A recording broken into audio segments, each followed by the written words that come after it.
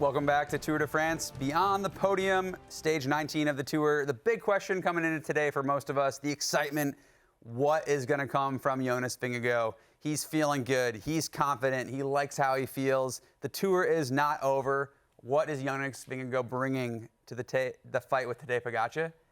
And he didn't really bring much today. He did not bring anything at all.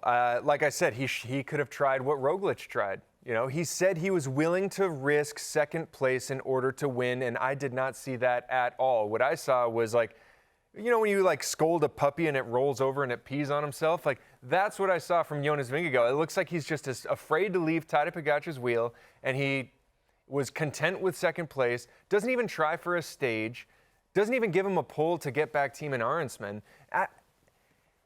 Doesn't even counter a single one of Tadej Pogacar's attacks. I'm like, this does not look like someone trying to win anything. This looks like someone who's also just over it.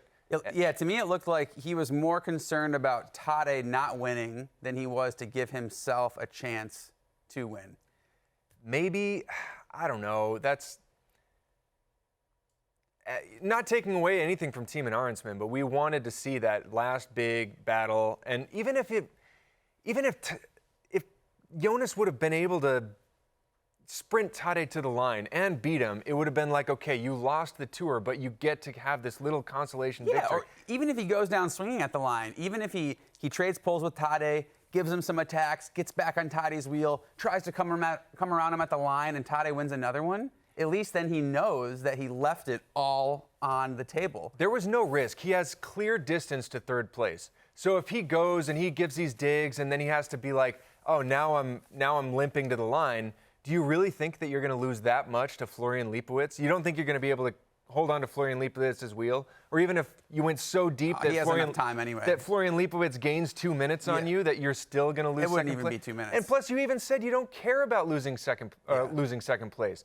Go all in. Roglic went all in. He went all in and he lost, but at least he tried. He had less to lose, though. He had less to lose. But what's so perplexing is like, he had less to lose, but according to what Jonas says, he doesn't care. He said he didn't care about second place, so at least try. We're so tough. It's easy for us to say that because, you know, I'm sure he's tired, but everybody's tired. You look at Tadej, his face looked tired.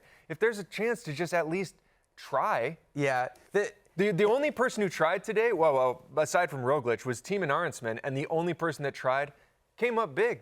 So today was a day to be like, we're late in this Tour. You know, you were so dominant. Your win is solidified. However, you're tired. Anything can happen in the third week. Give it a go. Touch the wind. Historically, Jonas Vingegaard, Tadej Pogacar sprinting on the top of a mountain, we would have just always said, like, Jonas has no chance, Tadej.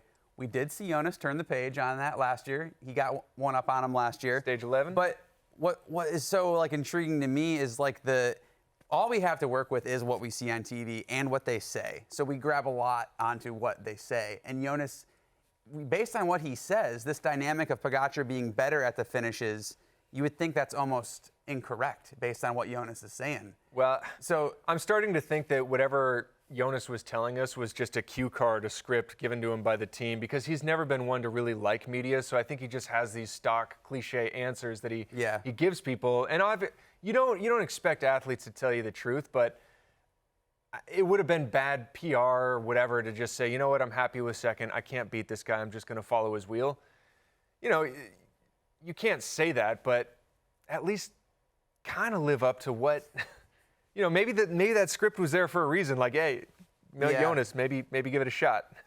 Yeah. It was a bummer. I mean, our friends and other people who don't follow the sport as closely, they're like sitting there scratching their head going, what is even happening here? I thought these guys were...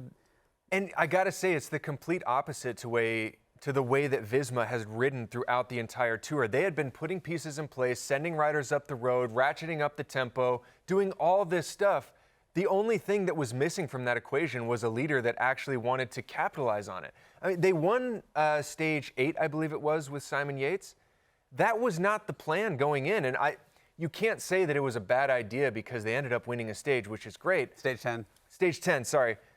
But the plan was to send those satellite riders up for Jonas to attack, but he never did. And this was the story of the entire tour. It's just he's so afraid of Tadej. We'll see what tonight's quote brings. Tonight's quotes bring. The tour's still not over. That's a fact. There's always tomorrow. Yeah, the tour is not over. But I think Jonas was waiting for Tadej to crack rather than trying to race him toe-to-toe. And I think that's how he won those other 2 tours. Yeah. And if Tadej doesn't crack, you got to get creative, find another way, take a risk. But he's very risk adverse. There's still our 2 more days of racing here. We're going to have stage winners. We're going to have other dynamics unfolding that are going to entertain us. Eventually, the conversation will shift to like another rematch, the continued rivalry. Based on what we saw today, I'm kind of like, I just feel a little less enthused about the rivalry. I also, another thing I was thinking today as I was watching, I love watching Tadej race from behind. like when he's like coming back, like when he is like when it's stacked up against him. Yeah, I just love that. That's when exciting. when Jonas was winning the tour, Tadej was doing everything he could, attacking anywhere he could on descents, on climbs, never laying down. Jonas, when he's behind, he just lays down. So if we have to vote the most entertaining second place comeback rider, it's definitely Tadej. Definitely Tadej. And I'm happy that Tadej, he's a bit more magnanimous. He lent the jersey out a couple of times. He gave some stages away a couple of times. I don't think he meant to give today away. Also yesterday, he didn't want to give that away. I think he was missing that key link that was. Oh God, I'm just too tired of stage 19. I wonder. Tell me, it's winner of Tour Swiss. Oh, Almeida. Almeida. Sorry, I'm embarrassed, but forgive me, guys. Right. I'm not any. It's not disrespect. It's just late and I'm tired. But if he had Almeida, they would have been able to bring back a few more of those breakaways. He would have won yesterday, and he would have won today. Yeah. One of the questions for the future, which will come, we can debate it later over and over, but how you see Pogacar in these interviews now, like, yes, he's proud. The yellow jersey is on his shoulders. This was the priority to win it. But how inspired and fulfilled is he? It's almost like he's even a little frustrated having to race this way. It's like not really, like, yes, he wants to win. That's the number one priority. But he's also like a little like thirsty still for like sending it. Yeah, I think Tadej is like, why do I not have a better rival? Like I think he was a bit more looking at Jonas being like, come on, race me. Yeah. And I think that's why he was disappointed. He's like, okay, I just want to go home. This race is over. You're making it boring. And I'm not, I've been pretty slanderous. You can't fault these guys. They all want to go home. It's coming quick. For sure. We're going to look at stage 20, a demanding day through the French Jura tomorrow. Coming up, a bunch of climbing out there, unpredictable breakaway racing. We're going to check that after the break.